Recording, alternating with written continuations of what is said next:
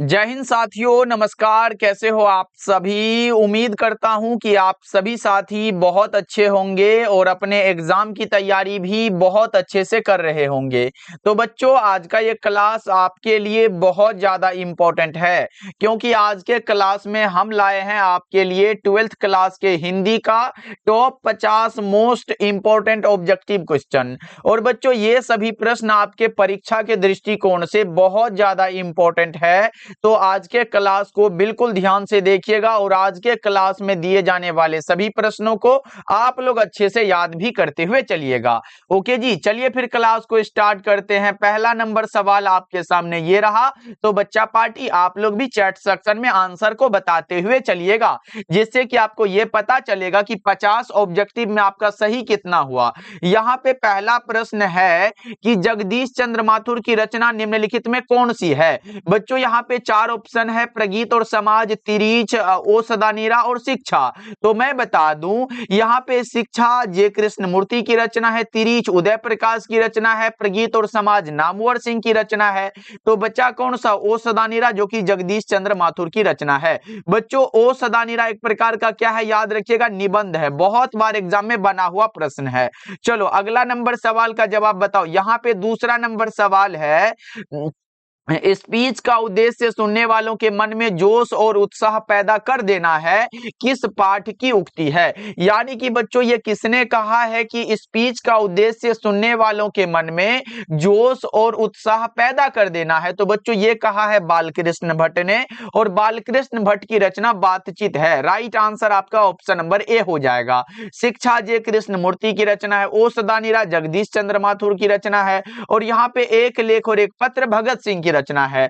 जितना मैं अलग से बताऊं उसको भी याद करते हुए चलिएगा, क्योंकि वो भी अपने आप में इंपॉर्टेंट होता है। यहाँ पे देखो, आर्ट ऑफ कन्वर्सेशन कहाँ के लोगों में सर्वाधिक प्रचलित है। तो बच्चों, ये यूरोप के लोगों में सर्वाधिक प्रचलित है। कहाँ के लोगों में? यूरोप के लोगों में। इसीलिए 3 नंबर सवाल का जवाब क्या हो जाएगा? सी हो जाएगा। और 2 नंबर का क्या होगा? ए हो जाएगा। चलो अगला नंबर सवाल का जवाब बताओ। यहाँ पे प्रश्न है, चंद्रधर शर्मा गुलेरी किस युग के कहानीकार है। चंद्रधर शर्मा गुलेरी, बच्चों उसने कहा था, कहानी के कहानीकार का नाम चंद्रधर शर्मा गुलेरी है, और ये द्विवेदी युग के महान का ये कहानीकार है। ऑप्शन नंबर ए आपका बिल्कुल करेक्ट हो जाएगा। 4 का क्या होगा बच्चों? ऑप्शन ए याद रखिएगा आप लोग। चलो 5वां नंबर सवाल आपके सामने यहाँ पे है। बच्चा पार्टी बताओ, जयप्रकाश नारायण के स्वास्थ्य पर निगरानी रखने वाले डॉक्टर कौन थे। वो थे डॉक्टर रहमान। बच्चों कौन थे? डॉक्टर रहमान। और यहाँ पे 6 नंबर सवाल है, चंद्रधर शर्मा गुलेरी द्वारा रचित कौन सी रचना उनकी अमर रचना है। यहाँ पे बच्चों, अगर आप किताब को लाइन बाय लाइन पढ़े हो तो इसका आंसर बताओगे आप लोग। चंद्रधर शर्मा गुलेरी द्वारा रचित कौन सी रचना है जो उनकी अमर रचना है, तो वो भी उसने कहा था है। बच्चों, यानी कि 5 का भी ए हो जाएगा और 6 का भी क्या हो जाएगा? ए हो जाएगा। लगाते जा रहे हो ना आंसर बच्चा पार्टी। और एक बार सभी बच्चे क्लास को लाइक कर लीजिएगा जी। कितना मेहनत से बनाना होता है, पीपीटी तैयार करते हम आपके लिए, फिर क्लास रिकॉर्ड करते, फिर आपका अपलोड करते हैं।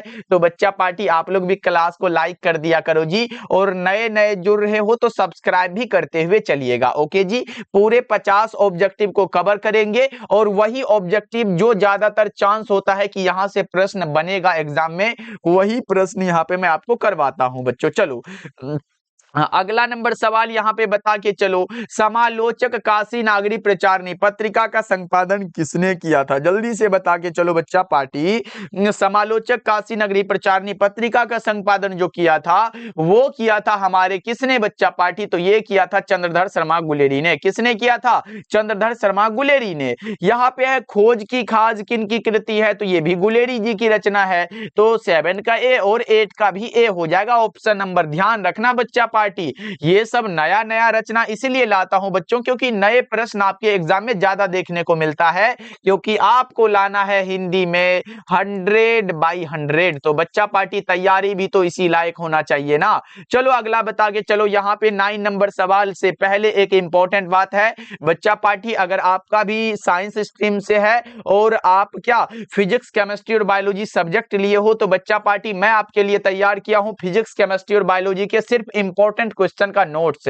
यानी कि बच्चों फिजिक्स, केमिस्ट्री और बायोलॉजी में पूरे बुक से जितना भी इंपॉर्टेंट ऑब्जेक्टिव बन सकता है उसको मैं अलग करके बनाया हूं। और बच्चों उस इंपॉर्टेंट क्वेश्चन से बाहर एक भी प्रश्न नहीं आएगा, चाहे वो ऑब्जेक्टिव हो या फिर सब्जेक्टिव हो, क्योंकि आपको चाहे वो फिजिक्स हो, केमिस्ट्री हो, बायोलॉजी हो, 50 से 60 सब्जेक्टिव क्वेश्चन मिलेगा एक सब्जेक्ट में और 200 ऑब्जेक्टिव मिलेगा। और बच्चा पार्टी इसके बाहर नहीं जाना है। अगर आप हमारे द्वारा तैयार इन तीनों नोट्स को पढ़ना चाहते हो तो जरूर पढ़िएगा बच्चों, ये हमारी गारंटी है कि इसके बाहर एग्जाम में एक भी प्रश्न नहीं आएगा। ये 3 सब्जेक्ट की हमारी गारंटी है। और बच्चों साथ में हिंदी का नोट्स बिल्कुल फ्री मिल जाएगा।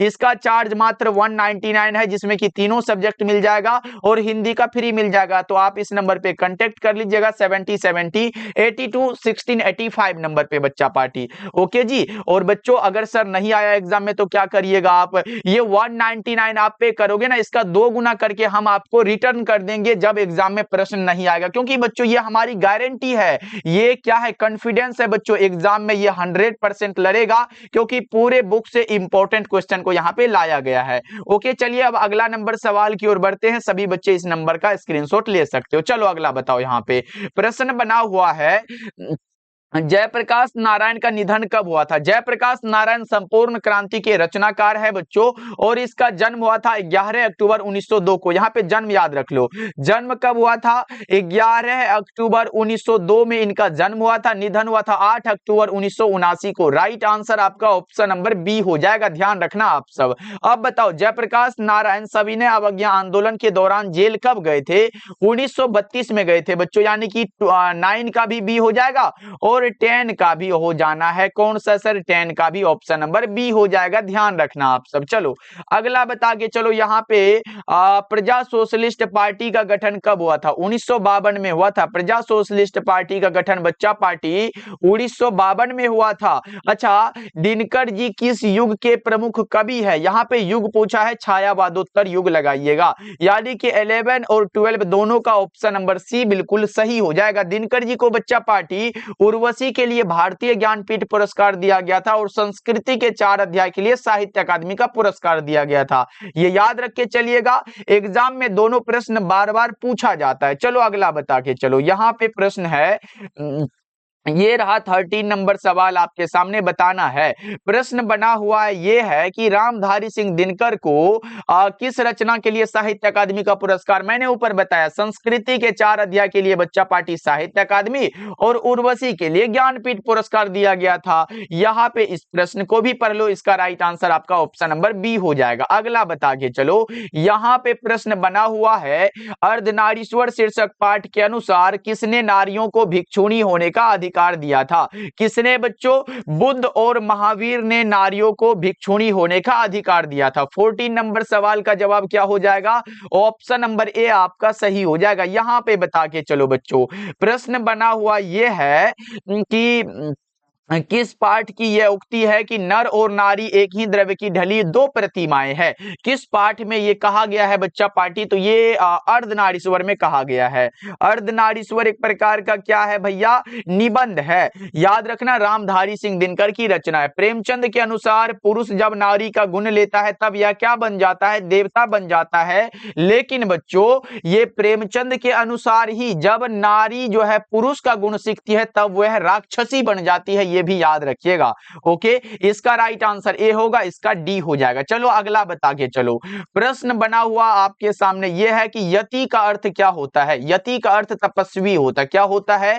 तपस्वी होता है। और अज्ञा के पिता किस क्षेत्र से संबंधित थे? पुरातत्व से बच्चों, पुरातत्व से। अच्छा, अज्ञा के पिता का नाम एग्जाम में बराबर पूछा जाता है, तो मैं यहां पे लिख देता हूं बच्चा, यहां पे याद रखिएगा, डॉक्टर हीरानंद शास्त्री। क्या बच्चों?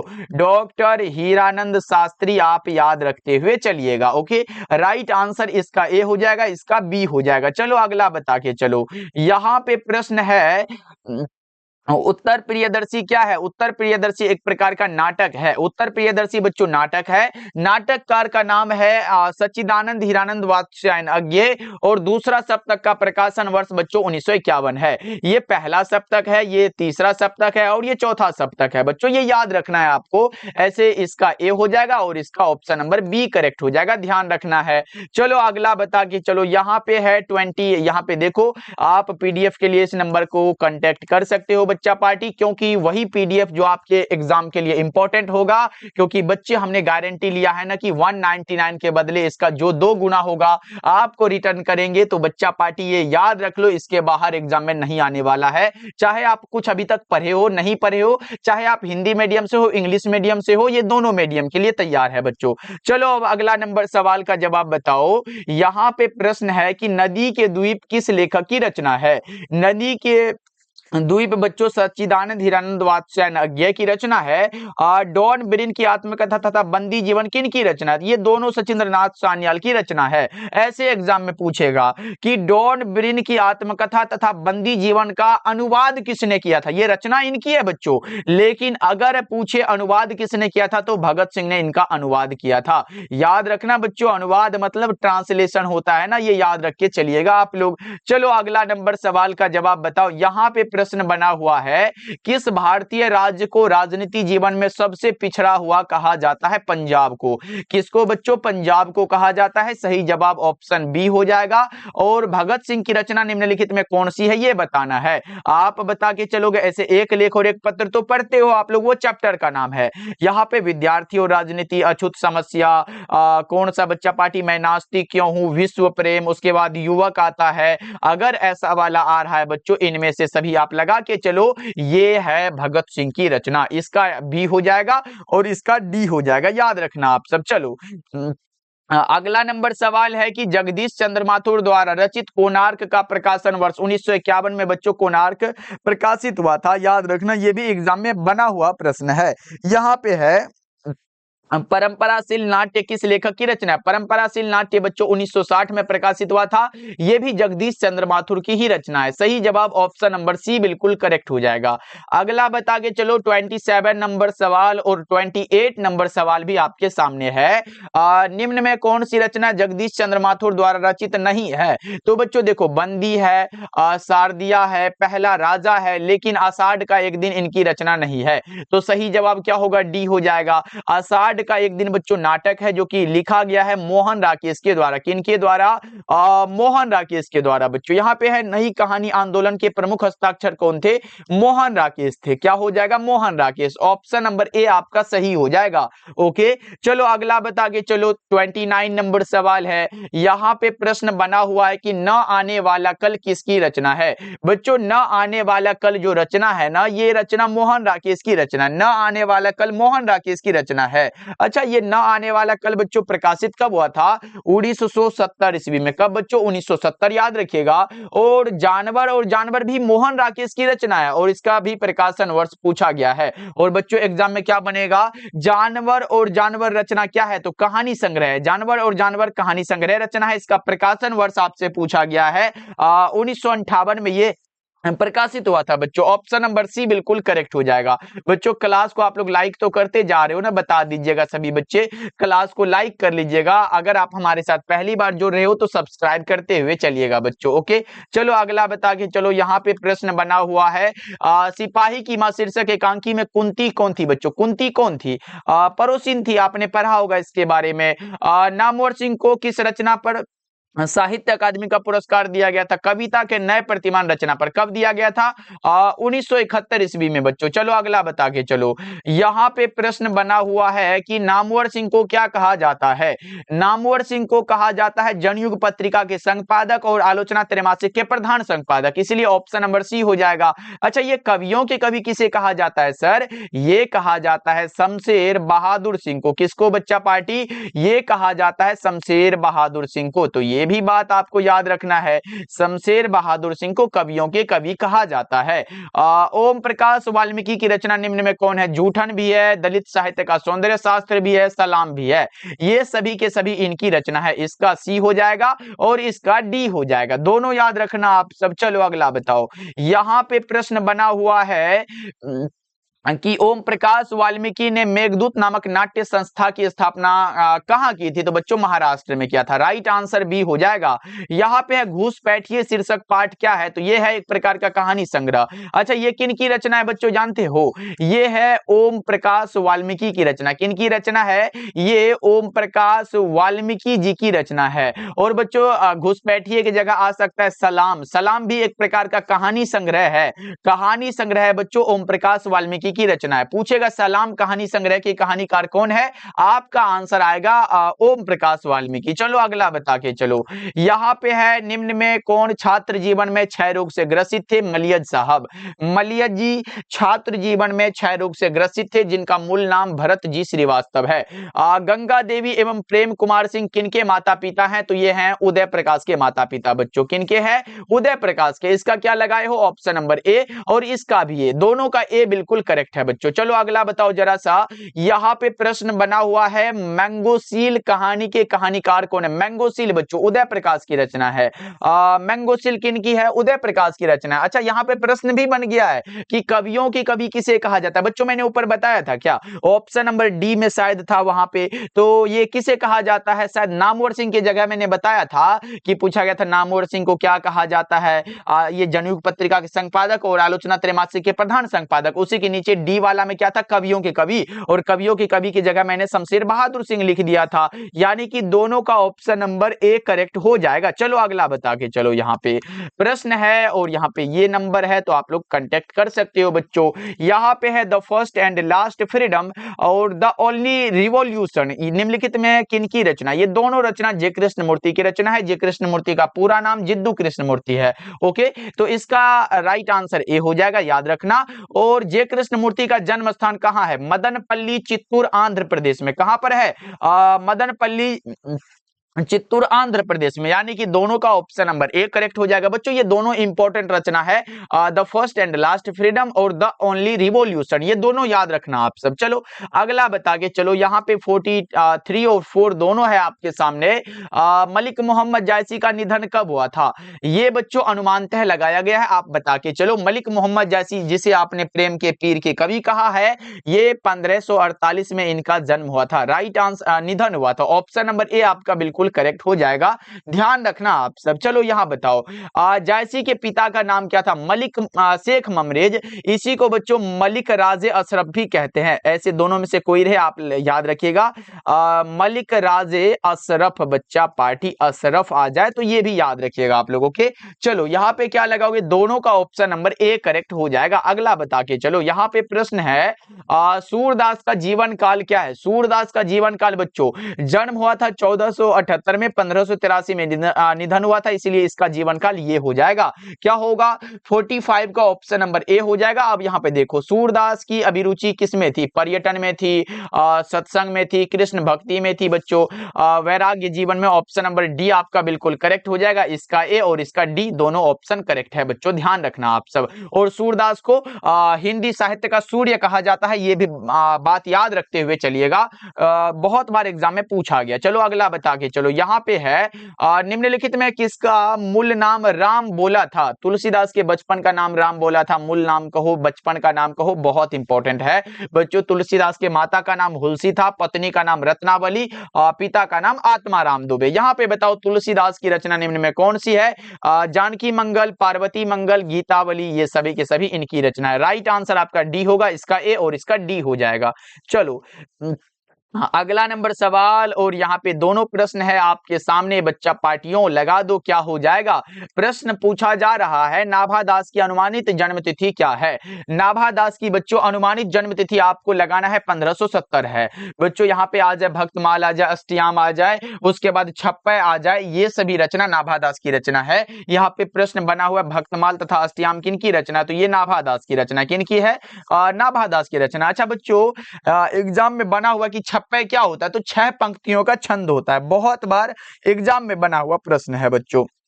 ओके, चलो क्लास कैसा लगा आप लोग एक बार कमेंट करके बता दो। बच्चा पार्टी अब डेली आप लोग क्लास ज्वाइन करिएगा, शाम के 7 बजे और शाम के 8 बजे बच्चा पार्टी। ये रहा आपके पीडीएफ नोट्स के लिए नंबर, कांटेक्ट करिएगा। आपको मात्र 199 में तीनों सब्जेक्ट यानी कि फिजिक्स, केमिस्ट्री और बायोलॉजी तीनों सब्जेक्ट का इंपॉर्टेंट नोट्स दिया जाएगा बच्चा पार्टी। ऐसा नहीं कि सर कोई क्लास करना पड़ेगा, नहीं, आपको जितना क्वेश्चन दिया जाएगा, एक सब्जेक्ट में मात्र 50 से 60 सब्जेक्टिव होगा और 200 ऑब्जेक्टिव होगा बच्चों। इसको जरूर अच्छे से याद कर लीजिएगा क्योंकि ये सभी के सभी इंपॉर्टेंट होते हैं। ओके बच्चों, तो आप इस नंबर पे कांटेक्ट कर लीजिएगा। मिलते हैं फिर अगले क्लास में बच्चा पार्टी, और इन सारे प्रश्नों को याद रखिएगा। डेली क्लास का टाइम शाम के 7 बजे और शाम के 8 बजे है। मिलते हैं फिर बच्चों।